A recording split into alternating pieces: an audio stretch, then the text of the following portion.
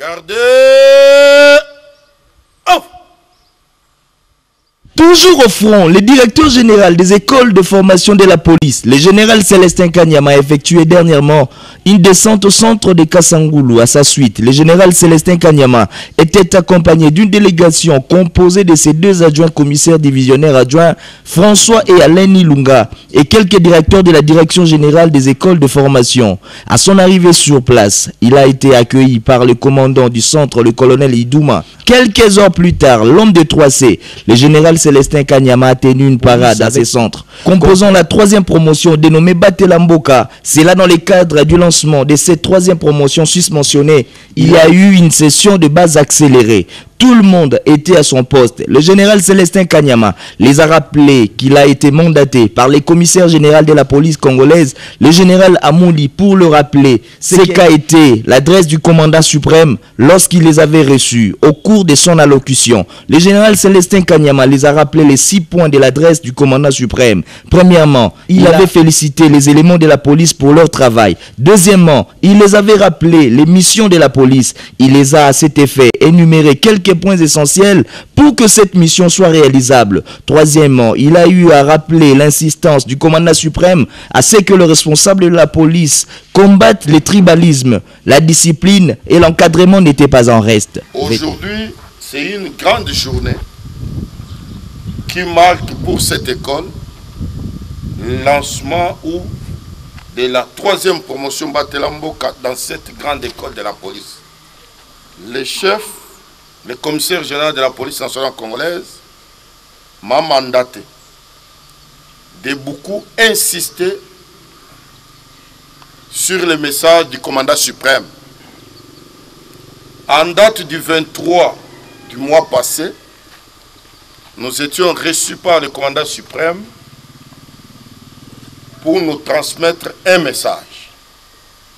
Comme lui-même, il avait insisté, l'autorité suprême, que nous puissions faire large diffusion. Ça veut dire quoi?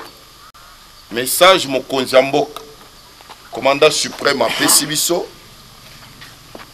ba généraux ya ba province, na Mokonzi Mboka police, na Mokonzi Mboka intérieur, a lobi boke na makambo na lobi oyo, boyebisa batu nyonso baza na se na bino.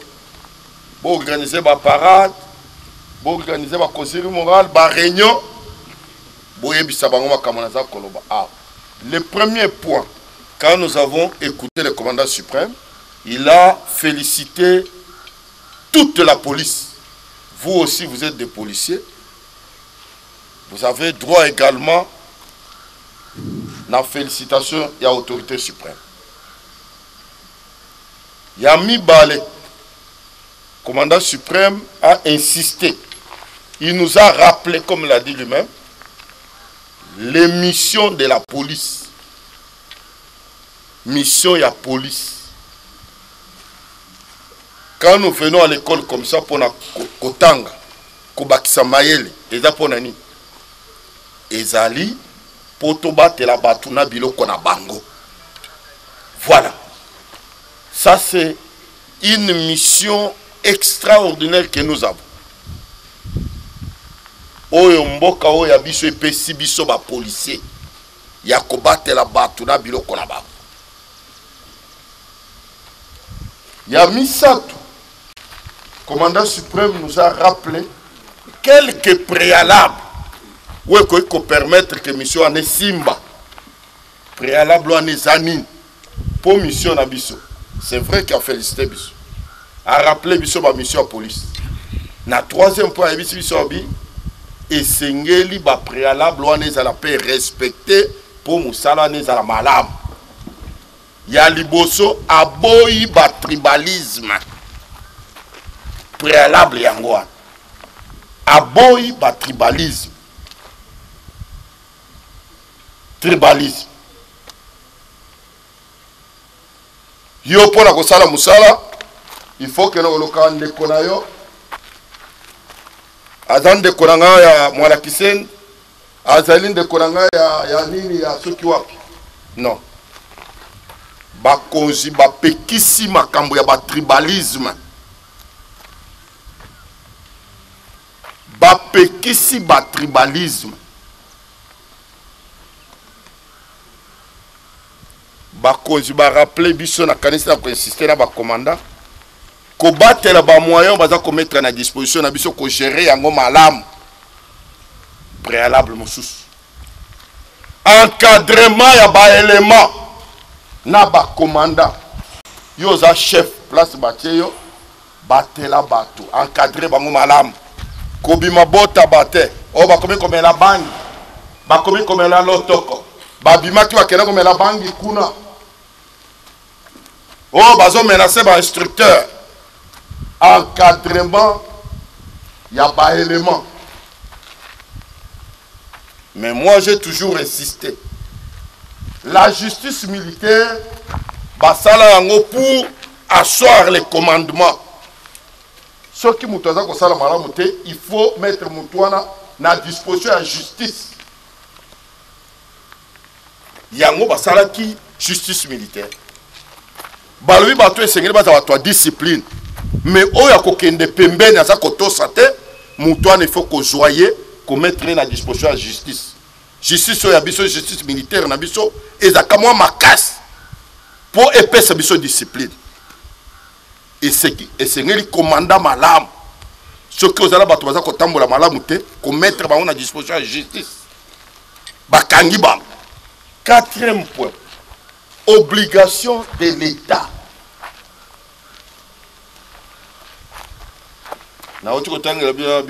Félicitations. Mission de la police. Quelques préalables. Maintenant, on a commis une obligation de l'État. C'est vrai. Chef Ayebi Sibiso, Ayebi moi ba difficulté. Oh, tout ça, ça, dans mon sala. À promettre biso à lobby d'ici mois de septembre au Tokoti. Ce n'est pas seulement que l'État a kosenga biso mingi, mais l'État peut akosala moi makasi pour na ko résoudre moi makamba mike mike. Nous savons que tout ça makambo belé na mboka, mais l'État peut akosala makasi. Et sur ce point-là, comme nous l'avons toujours dit, chef Olobi tozali ba mercenaire te. Un mercenaire ndazali ce qui nous avons signé un contrat avec l'État congolais. L'apostolat, ceux qui ont ligne qui commerce, aux trafiquants, aux affairistes, nous ne sommes pas des mercenaires que pour travailler, il faut pas foutre en gagne. C'est vrai. L'État reconnaît les efforts, puisque nous avons battu l'Italie. Mais il ne faut pas en faire une priorité. Cinquième point. Réseaux sociaux. Réseaux sociaux. Yo fi na yo mobimba otia na réseaux sociaux.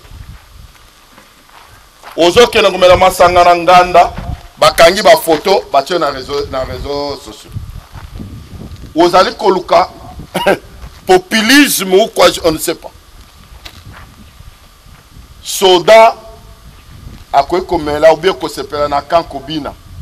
Yo komi ko kene na bangana na babandal banin ozo bina na teni batwaza kotala. Respect à teni na biso za soute. Mosusu alati teni azo kata fufu munene boye azo tia na munoko. Batie na réseaux sociaux. Et ça normal te. Biloko wana esengeli sila esila mbaloyo bakuti yo na ba comportement wana esika na eza na boloko. Et enfin vigilance tout azimut esengeli biso banso tozala vigilant tobatela mboka na biso. Prévenez que votre promotion porte le nom batela mboka. Première promotion Aigle. Deuxième promotion Amoun. Troisième promotion Batelambok. Nous sommes pendant une période où nous devrons, nous les policiers, nous les services de sécurité, nous devrons être beaucoup plus vigilants. Il n'y a personne alors qui peut venir d'ailleurs pour sécuriser notre propre pays. Biso ba Colombo kande to Batelambok kana biso moko. So, vous n'êtes pas moindre tel que vous êtes là. Il ne faut pas vous sous-estimer. Bokoki komona ke boza mikete. Et bele boza komona wana tosali na bango ba école ndenge moko. Ba formation baza ko pesa bino wana. C'est même formation baza ko pesa bipa nyonso. Ne faut pas komi mona moke. Non comme ngana za congolais, oh moninga na lekinga. Aleki yote. S'il est officier, aleki ba étape ou ba officier ba leka. Ndenge yo pe ozali. Soki oza élément de troupe, de la même manière que moninga mususu wana azali ndenge yo pe ozali. Comme mona mukete, donnez une valeur à votre service. Donnez la valeur à votre pays. Il n'y a personne d'autre qui viendra le faire à ta place. Et dans la sonité, je suis bien formé. Moi, je suis bien formé. D'abord, je suis bien formé. Je suis bien formé. Sans discontinu, le directeur général des écoles de la police, le général Célestin Kanyama, l'homme des 3C, il a poursuivi des entretiens avec les cadres de la DGF où il était revenu largement sur les 6 points essentiels communiqués par les commandants suprêmes de la police. Et il a beaucoup plus insisté sur la création d'une bonne relation entre les responsables et leurs subordonnés, en martelant également sur le professionnalisme au sein de la police qui passe ipso facto par la formation. Mon collègue de la police a insisté qu'il faut créer une bonne relation, une bonne collaboration entre les tutélaires et son adjoint. Bah, bisika mususu moi mata tezali, au monde a insisté, n'a pas ici exemple ya badjoint nanga tozana ba. Na habitala ndenge tozako tambo. Et ko servi peut d'exemple na batu mususu. Na pesi ya mokonzi a insisté ki na eloko. Mokonzi a insisté les sous na professionnalisme ya police. À lobby n'importe quelle circonstance, il faut te considérer kaka nous avons reçu. Sans dégâts, Makamwele Kakamalam, sans dégâts. Mokonzi a insisté sur la professionnalisation de la police. Mais pour atteindre la professionnalisation de la police, et je ne par quoi? C'est par la formation. Il y a un moment où il a insisté dans l'école pour transmettre ma message à Mokonzi à la police. On ne peut pas donner les noms comme ça. Kaka Koyeba, pourquoi ils allaient? Quand vous prenez par exemple Aigle Azara, c'est-à-dire, toi-même tu donnes déjà la signification, moi je ne te réponds pas. Quand vous prenez promotion Amouli, Amouli c'est un grand formateur. Le général Amouli, nous avons, ça je vous dis sincèrement, je vous dis ces messieurs-là, nous sommes bénis. C'est-à-dire Dieu nous a bénis de nous envoyer le général Amouli au sein de la police. Puisque c'est un vieux pour moi, c'est un grand frère pour moi. J'ai beaucoup appris au Sepanaï. Comment on a même quand on se croisait avec lui, dans ma caméra défilé, parfois, tu vois, ces vieux-là nous donnaient beaucoup de conseils. Nous donnaient beaucoup de conseils. Et aujourd'hui qu'il est avec nous, je suis en train de palper ça. Vous savez, dans la vie, il ne faut pas féliciter quelqu'un quand il est mort. Il faut le féliciter quand il est vivant. Ce qu'il est en train de faire aujourd'hui au sein de la police, c'est un homme, comme il peut avoir des faiblesses comme moi aussi, mais c'est une bénédiction aussi pour la police. C'est-à-dire nous avons appris beaucoup de choses auprès de VOE. C'est-à-dire, il y a une promotion, c'est plus qu'il est venu. Il est venu donner encore impulsion, comme on l'a dit, pour que les choses. C'est très bien, il faut encourager des gens comme ça. C'est comme ça qu'on l'a dit. Maintenant, cette promotion que nous avons, que nous appelons Batelambok. Mais c'est pour vous dire que pendant cette période, on ne peut pas être distrait. Et le commandant suprême a insisté sur ça. Que pendant cette période, tu ne peux pas être distrait. Quiconque de la police ne peut pas être distrait. Comme on parle de la police, on parle également de l'armée. Que nous ne pouvons pas être distraits pendant ce temps. C'est comme ça que cette promotion porte le nom Batelambok. Dans ses propos, le général Célestin Kanyama avait mis en relief sa relation et son apprentissage au sein de la police par le biais de cet homme qu'il appelle une bénédiction de Dieu à la police congolaise, à savoir le général Amouli, le commissaire général de la police. Excellent travail abattu par le général Célestin Kanyama, l'homme des 3C qui travaille nuit et jour pour le professionnalisme de cette police dont il a la charge de former.